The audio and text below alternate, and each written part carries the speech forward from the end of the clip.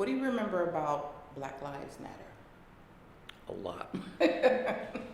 A lot. And it's, I remember a lot of protests. I remember struggling myself with what the right decision was on policing and public safety, whether to remove money from the police department, to invest in the many other things that need support.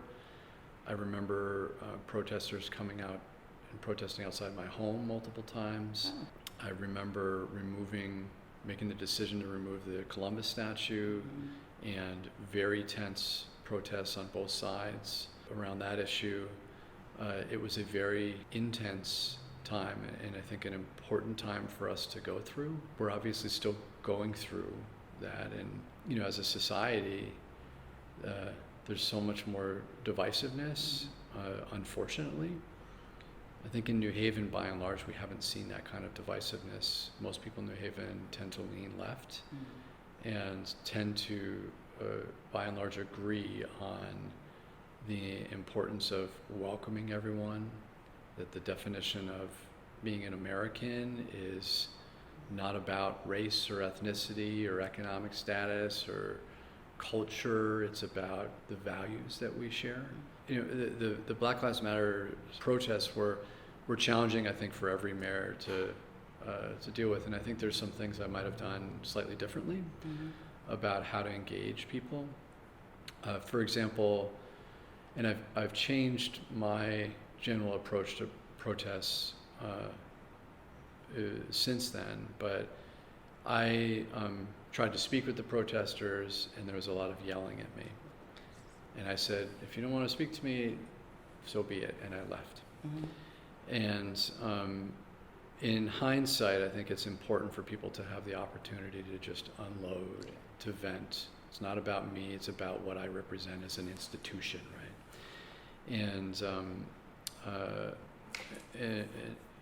so since then, I have really made an effort to show up to every protest that I can, and listen and listen and listen.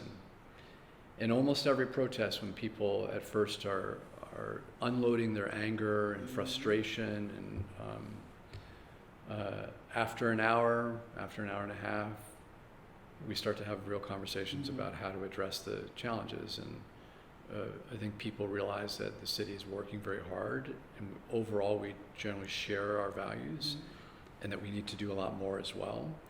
And we should work together to confront those things. And it doesn't always end perfectly. Not everyone's always happy with the policies that we have, and we may not 100% agree, but being able to, I think, listen and then find the space to have a conversation with each other to really understand better each other, I think is an important thing. This is the last question, because it goes into what is your hope for the future? We face so many challenges as a city that many other cities face that are rooted in income inequality. And I think we saw a lot of movement by some people in their view on how we address income inequality that's based in the structures that exist. It's based in a structural racism. That's based in a history where people that oftentimes have things want to understandably perpetuate what they have, but that isn't inconsistent with the ability to support others as well. And it is so important for our society to address income inequality and have meaningful change from everything from housing to education. And we've made progress, but we need to make so much more progress there. And I'm hopeful that many people will realize more and more just how important this issue is for everyone to embrace and confront and work on together.